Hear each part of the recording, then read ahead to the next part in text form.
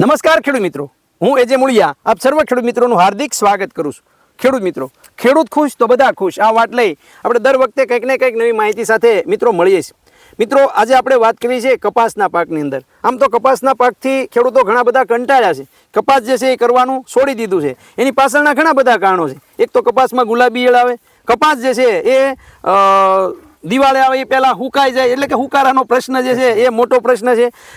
સાથે સાથે જે છે એ ભાવ ન મળવાના, આવા બે ત્રણ કારણોના કારણે કપાસથી ખેડૂતો દૂર થતા જાય. ત્યારે મિત્રો, ડોલર જે છે આ વેરાયટી ખેડૂત મિત્રો માટે એક આશા જગાડી છે કે આ કપાસ જે છે એ હુકાતો નથી. એટલે કે આજે વાવણી પછી આજે બીજા મહિનાની શરૂઆત થઈ છે. 1 તારીખ, બીજો મહિનો ની 1 તારીખ ફેબ્રુઆરીના પહેલા દિવસે, રવિવારના દિવસે મિત્રો અહીંયા ઊભા છીએ. હજી કપાસ જે છે લીલો સમ છે, એટલે કે હુકાણો નથી. બીજો, વીણાટની અંદર સારો છે, વજન જે છે સારું છે. આમાંથી ભાઈનું એવું કેવું છે કે આમાંથી 142 મણ જેવો કપા 7 વીઘામાંથી જોખાઈ ગયો છે. એટલે 20 મણનો ઉતારો આ સિઝનની અંદર આ ઓલાની અંદર આવી ગયો છે. અને આ છોડની અંદર એ ઘણા બધા ઝીંડવાઓ પણ અત્યારે જોવા મળી રહ્યા છે. આપણે ભાઈ પાસેથી જાણીએ કે આ કપા એમને કેવો લાગ્યો. તમારો પરિચય અને ત્યારબાદ અમારા ખેડૂત મિત્રોને આ કપાસ વિશેની માહિતી આપો. મારું નામ મકવાણા અજય અશોકભાઈ, ગામ વાળુકડ, તાલુકો પાલીતાણા.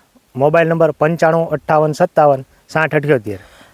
તમે આ વર્ષે આ કઈ વેરાયટીનું વાવેતર કર્યું છે?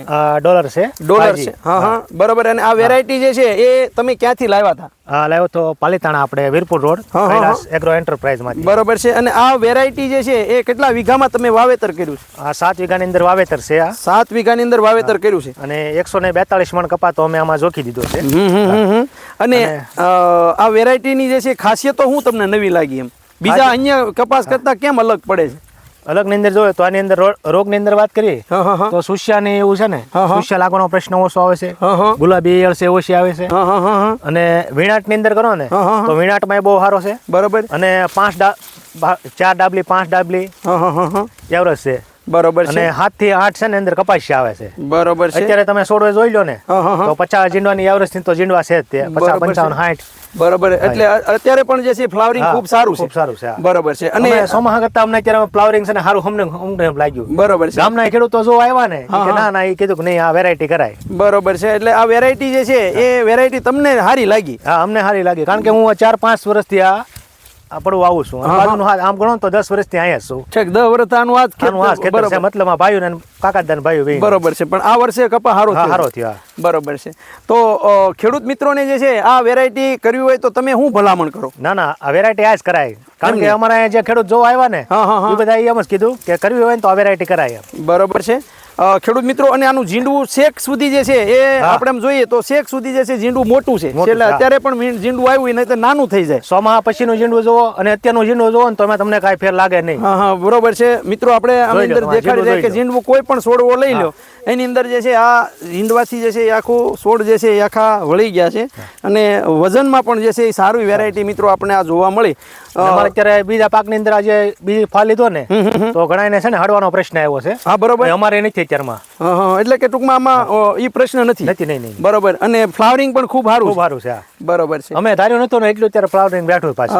હવે તમને આમાં કેટલું અંદાજ છે કે કેટલા મણ થાય? 8-10 મણ થાય એવી ગણતરી છે કે વધારે થશે? વધારે થાય એવી ગણતરી છે અમને તો. હજી વધારે ગણતરી છે, 8-10 મણ કરતા વધારે થશે.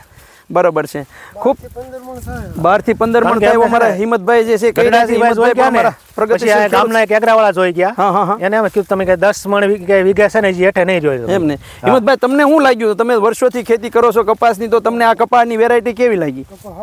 એમ એટલે કપામાં અત્યારે ઝીંડવું આવું છે, એટલું મોટું છે, વજનમાં સારું છે, ગુલાબી ઈયળ નથી લાગી. અને ફ્લાવરિંગ તો જે છે મિત્રો જે આમાં જોઈ રહ્યા તો એટલી અઢળક પ્રમાણની અંદર છે કે સાપવું જે છે એ ખૂબ મોટી માત્રાની અંદર એ છે. તો મિત્રો, આ હતી ડોલર કપાસની વેરાયટી. જે ખેડૂત મિત્રોને કપાસ કરવાનો વિચાર હોય, કપાસથી બીતા હોય કે ભાઈ કપા મારો વયો જાય, તો એવા ખેડૂત મિત્રોને આ વેરાયટી કરવા જેવી ખરી.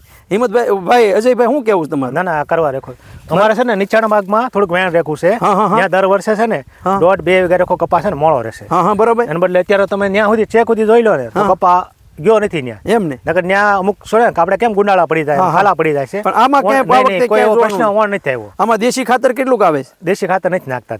દેશી ખાતર ઠામુક નથી. નકર આપણે એવું બળતરા થાય કે દેશી ખાતર નાખ્યું. અમે ભર્યું જ નથી. હા, 5-6 વર્ષથી તો નથી ભર્યું, અમને ખ્યાલ છે. હા, એટલા વર્ષથી ખાતર નથી આવેલું. મિત્રો આમાં દેશી ખાતરનો પણ જે છે એવડો મોટો મારો નથી, નહીતર આપણે એમ થાય કે દેશી ખાતર નાખવાનું છે. કીધું છે હવે. ખૂબ સરસ મજાની વાત મિત્રો આપણે અજયભાઈ દ્વારા કરવામાં આવી. અજયભાઈ, અમારા ખેડૂત મિત્રોને આપે ખૂબ સરસ માહિતી આપી કે ભાઈ આ જે કપાસ જે છે એ વેરાયટી કરવા જેવી વેરાયટી છે. તો આપ ખેડૂત મિત્રો જો ડોલર વિશે વધારાની માહિતી મેળવવા માંગતા હોય તો ચોક્કસ મિત્રો તમને હેલ્પલાઇન નંબર આપીએ છીએ 9824413335. ગુજરાતના કોઈ પણ જિલ્લામાં કોઈ પણ તાલુકાની અંદર જે છે એ તમે ઘર બેઠા ઓનલાઈન પણ મંગાવી શકશો. તો તમારા તાલુકામાં કયા ડીલર પાસે આ મળશે એની માહિતી તમારા સુધી મળી રહેશે. છોડવો આવો વજન છે છતાં ભાંગતું પણ નથી, બરોબર. અને મિત્રો આ કપાસ જે છે એની આવી ખાસિયતો છે. આજે આપણે બીજા મહિનાની અંદર 1 તારીખે ઊભા છીએ છતાં કપાસ લીલો કાચ છે અને સારું એવું ફ્લાવરિંગ છે. હિંમતભાઈ, અમારા ખેડૂત મિત્રો માટે એક નવી પ્રોડક્ટ અને ખૂબ સારી માહિતી જે છે અમારા ખેડૂતોને આપવા બદલ આપનો ખૂબ ખૂબ આભાર. હિંમતભાઈ, તમારો પણ ખૂબ ખૂબ આભાર. ખેડૂત મિત્રો, ખેડૂત ખુશ તો બધા ખુશ. આભાર.